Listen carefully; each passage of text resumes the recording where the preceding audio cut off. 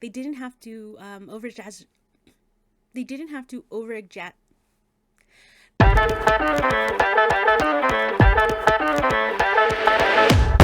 Hi guys, it's me Moo, long time no see. So I've been sick. I've been trying to finish a manga series and I finally got to finish it. And it's this one, Sweat and Soap. I absolutely love it to the point where I will reread this and I need it in my collection. Now Sweat and Soap follows our main character, Asako, and she is this timid, kind office worker that works at a toiletry company called Lilia Drops. Now, her love interest is named Natori, and Natori is the company lead's product developer, so he develops the smells for the soaps and the toiletries and all that, and he's just absolutely one of my favorite love interests. He is funny, he is dumb. I just absolutely love Natori. Now, the thing is, the story starts with Asako, and we learn that Asako has this excessive sweating that she's had since she's a child, and because of it she was actually bullied. And since, when people are bullied, sometimes they become kind, timid people. Very kind, she's very timid, she cares a lot about her coworkers, she keeps to herself most of the time because she's scared, because her bullies had put it in her head that she stinks because she sweats so much. And she's constantly going to the bathroom at work and like wiping herself down with all the toiletries and all these smelling good stuff. So one day she is minding her own business and looking at display at the company. I think it's like a lobby or something. And Natori, the male love interest, walks by and he smells her. And he's like, ooh, what is that? Ooh. And the thing about Natori is he has a really good sense of smell. Like he could smell different things in food, wave something in his face and ask him, hey, what's in this? And he could tell you that. That's one of his, I call it a superpower. He walks by her and he smells her and he's like, ooh, what is that smell? I am loving this smell. So then he sniffs Asako and she kind of freaks out and I'm like, boy, don't sniff people. But because of it's a manga, that's their meet cute, she ends up like running off. One of her coworkers ends up telling her about like this pervert that's on the train and he likes to smell women, so she thinks it's Natori, but then we find out it's actually not. And then Natori ends up coming to her and he's like, look, I like the way you smell, and when I smelled you I had a whole bunch of inspirations, and the thing is I have been smelled block, basically like kind of like art block and writing block. Like he didn't know what to make with the toiletries because he was so overwhelmed, and when he smelled her he got inspiration. So he's like, so every break I need to smell you so I could get inspiration. And she's like, and the first time I read that I was like, is he gonna pay her? Right, because don't do things for free if you're good at it. He doesn't. I guess the payment was just them getting really close together and they end up dating each other. For a while they do that, and then when it's finally time, he finally has all these inspirations and all these ideas. He's like, okay, it's done with Natori, I want to say he got kind of possessive of her. Once he got a good sniff of her, he's like, I can't let this girl go.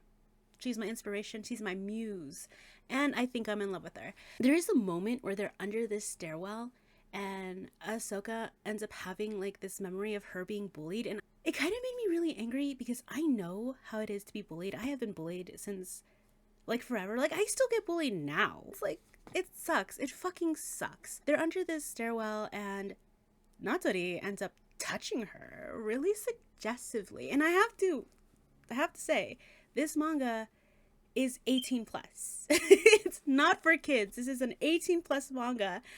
And I made sure to look at the back and see the rating. It's 18 plus.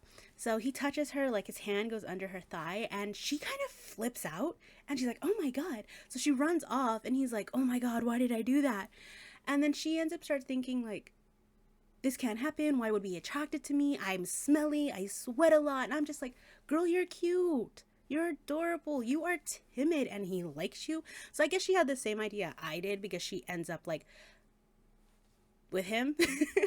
So throughout the volumes, because there are 11 volumes in this manga, throughout the volumes we see the up and downs of the relationship. And the beginning of the relationship, they decided to keep it quiet because they do work at the same company. He's a lead developer, she is an accountant. So they're like, hey, and it was Ahsoka's idea to keep everything quiet. So she's like, let's keep this quiet, let's keep this quiet. He's like, okay. So what I love about this manga is there is not that much drama. It's a slice of life, but the mangaka doesn't make it dramatic like how some mangas could be. What I like is there is no like over exaggerated drama. Like there is no other woman drama, but there is a part in the book where Ahsoka does get jealous because Natori has a very friendly sisterly relationship with his coworker who's a few years younger than Asako. And she gets a little like jealous about it. The thing with Asako is that she is a very timid person, and at the same time she doesn't really like showing emotion or telling people how she feels because she feels like it would actually bring those people down. So she kind of keeps it from him how she is a little jealous about his coworker. I totally forgot her coworker name. So she finally opens up and talks to him. And what I love is that he listened to her. He was like, "Oh my God, it makes you uncomfortable? Okay, I'll stop that. I am so sorry." Because I guess she got jealous because he would like karate chop, like playfully karate chop the girl on the head, or, you know, treat her like a little sister. After that, we find out that the coworker actually did have a thing for Natori. And her and Asako ends up talking it out. Like, no drama, but talking it out like adults. And I was like, this is so refreshing. There's no screaming, no random slapping, no excessive drama. This is a good slice of life manga. And then her, a lot of her coworkers are really funny. I love her boss. He is one of my favorite characters. There are characters that are extravagant and like out there, but not to the point to be over exaggerated. We also meet Natori's friends as well, and we learn about them and their lives.